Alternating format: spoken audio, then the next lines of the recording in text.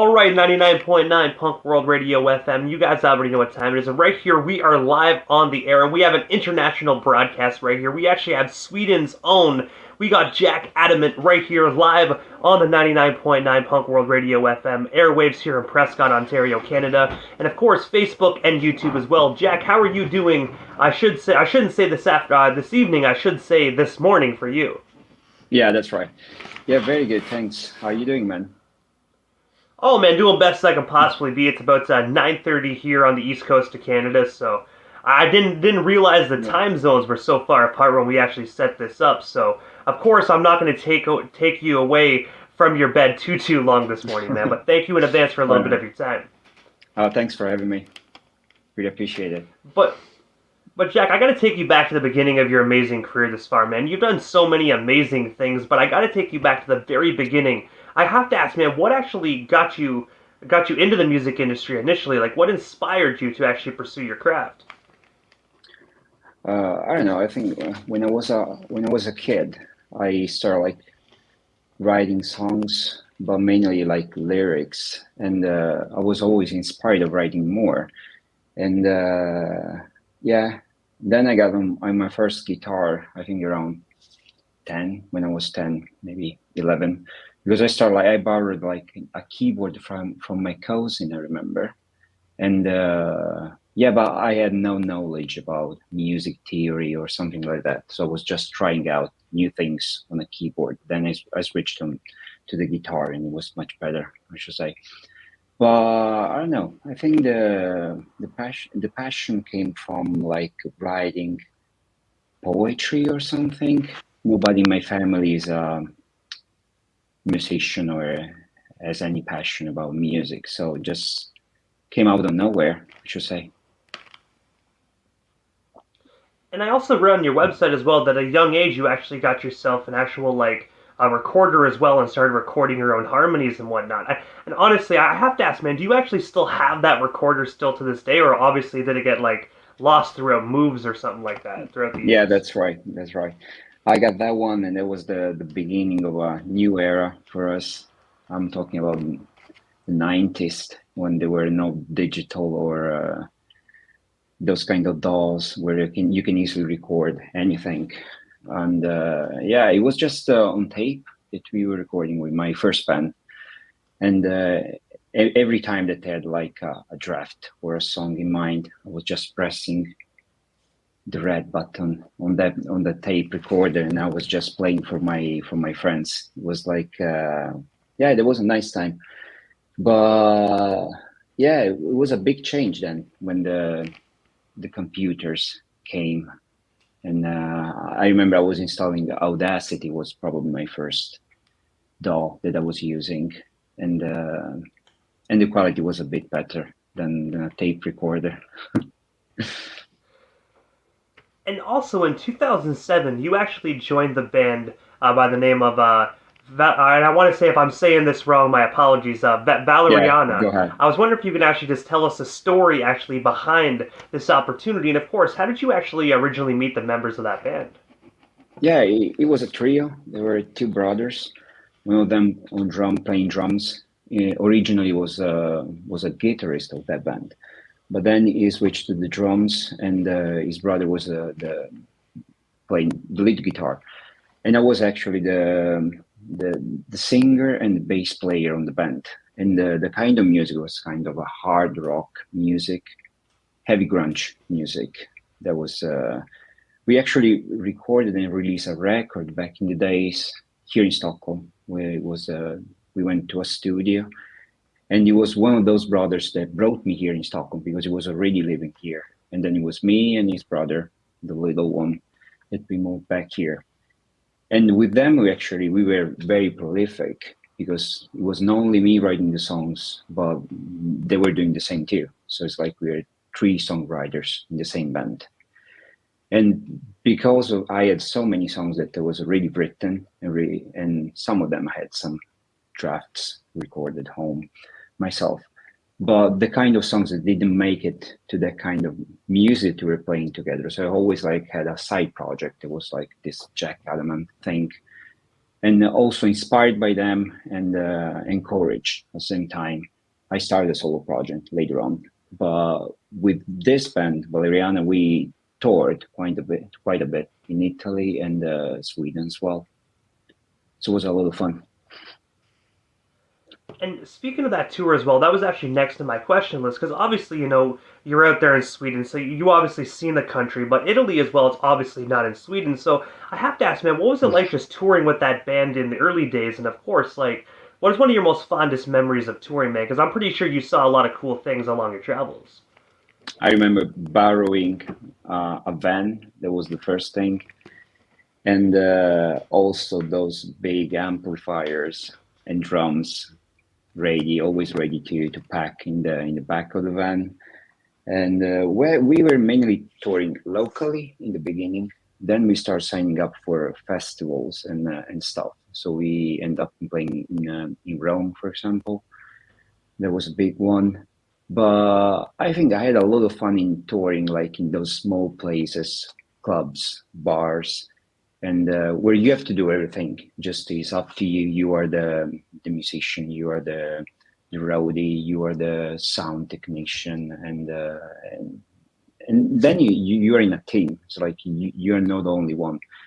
You always like you have your back covered by them, but you share everything. The bright side of being on the road, and the disadvantages as well. But you deal with them. So because of being a team helps a lot. So you're in a group, and yeah, it made a lot of fun. We had a lot of fun on the road, I should say. And I have to ask, are you actually still with that band, or because I do know you do your solo project stuff, but are you still currently in Valeriana as well? We stopped later when just a few years after I started thinking about this whole project because it was too much to deal. And being two bands or having like two projects was not really easy. And I felt like I wanted to focus a little bit more on this solo project. And then I had Jed, the guy that plays drums with me on board, and we were actually planning on releasing some records, and so we took a different direction. Also, the style changed. But thanks to Valeriana, I also got in touch with this guy that was running like a label in Milan, AR Recordings, Stefano, and actually was the first person that helped me professionally, like in understanding what kind of music I wanted to play and how to use the songs that were already written and how to plan and record something else in the future. So yeah, I started with this solo project, and then I tried to stick with it. So it was a little bit hard to keep two bands and to share the time, especially when you're so devoted in doing something. It's a little bit tough. I had to make a decision, and then it was to carry on with this solo project. And also September 4th of 2017, you actually released the amazing five-track EP titled "Lunch at 12 Since '82." I was wondering if you can just tell us a story just behind that record, and of course, like, is it still available to be streamed or purchased today, a couple Yeah, years definitely. later in 2023? Definitely, you can find it on Bandcamp and Spotify, I think YouTube as well.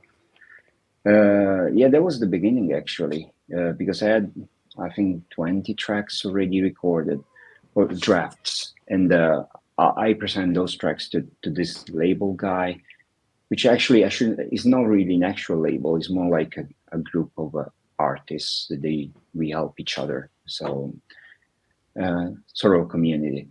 And but the guy is really good because it's like he gave me a perspective, the view how to release these songs, and I wanted to experiment a little bit, and I wanted to release something a little bit more intimate. So we decided to just release an EP to start off, like five tracks, only recording an acoustic guitar, maybe a little bit of bass, vocals, something very essential, something that you can the way you hear it on the record, the way it can be played, like straight off. And the title Lunch at 12 since '82, just I was picturing like a family. I remember my family usually having lunch about 12, and the complication of being like in a relationship, to have a family, and deciding to live a life together with someone.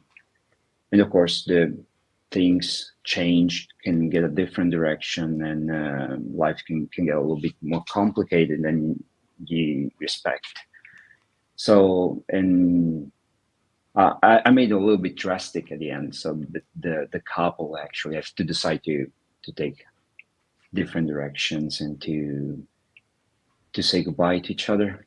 So that was the record a little bit roughly. And I do know as well that this record was actually released on your AR recordings, and I know you briefly spoke about working with them a few moments ago, but I was wondering Yeah. if you can actually just tell us a bit more about, just working alongside that amazing label, because I've seen just some of the Mm. other artists and bands they worked with, man. They're such a phenomenal record company, and it looks like they really do care about their artists. Yeah, actually, the guy Stefano is a journalist and social media manager. He's really very skilled, I should say, and he always helps with not only giving like feedbacks about the material that you send to him, but also like with getting the name out there, promoting, and the right way to do it, like in a professional way. So I think I used to work to do myself everything myself, and the fact of having somebody else to work together or to share this kind of information, I think it's very helpful.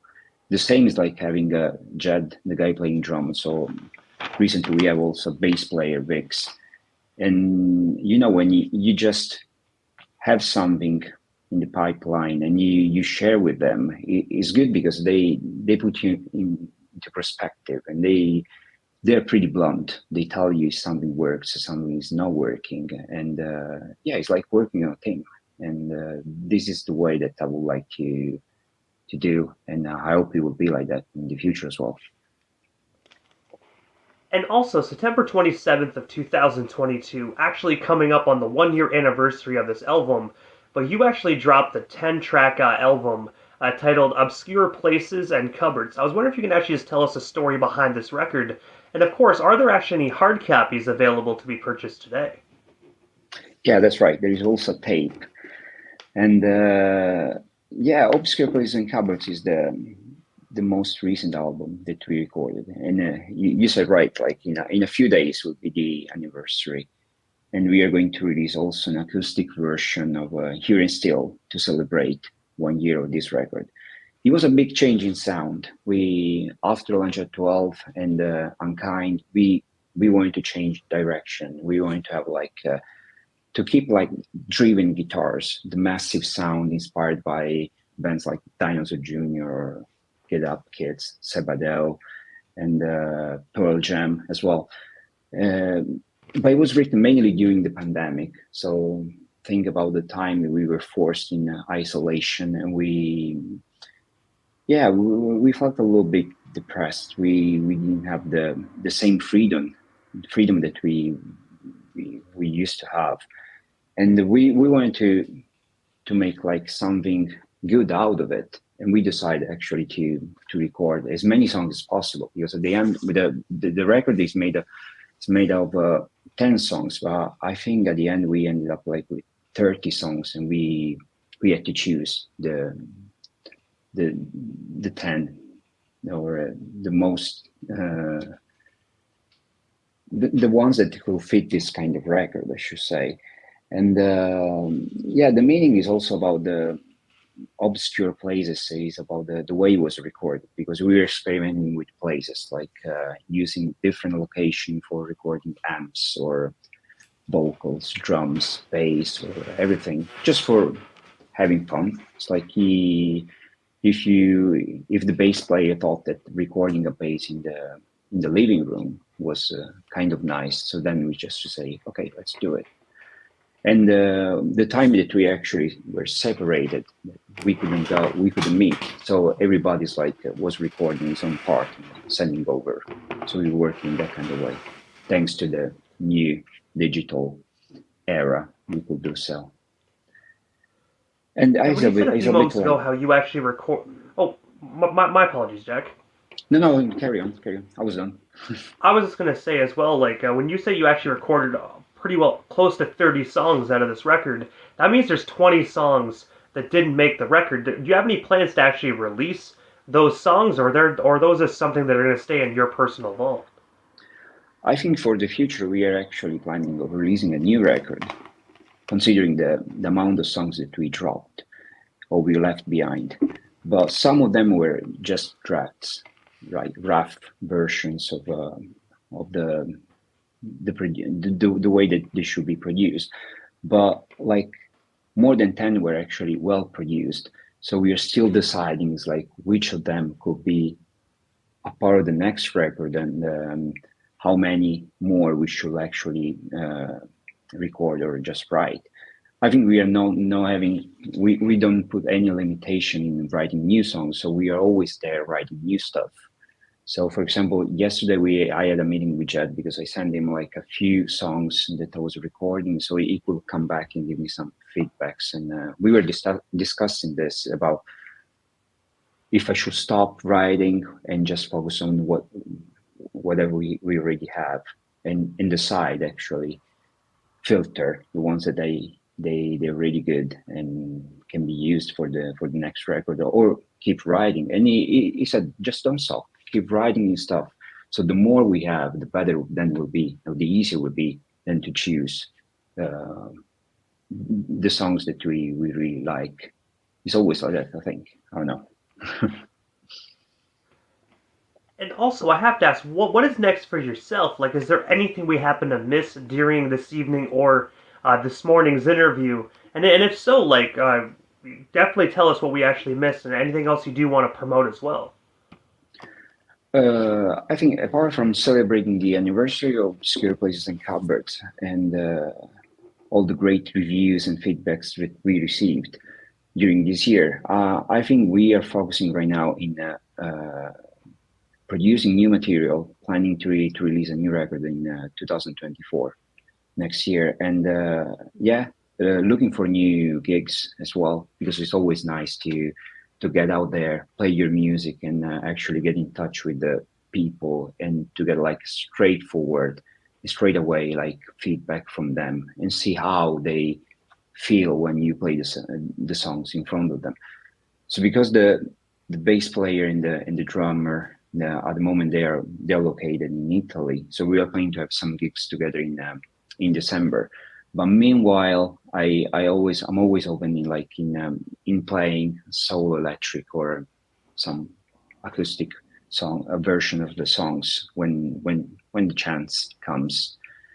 And maybe there is a collaboration as well with two metal guy, Arian and Stefan Lauzen, they're called.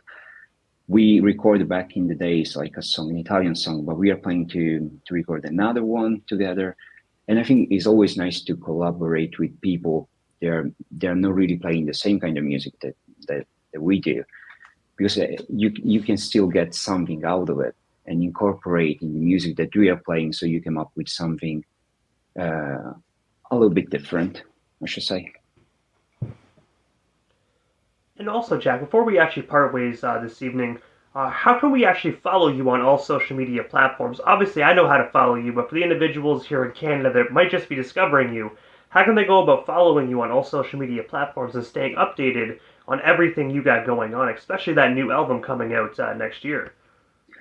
At the moment, I think I'm on all the social medias, like the main ones, I should say, like Instagram, like Jack Adamant. You can easily find me on Instagram, Twitter, TikTok as well, or Spotify. I think it's one of the main that platform that most of the people use to listen music and discover new bands.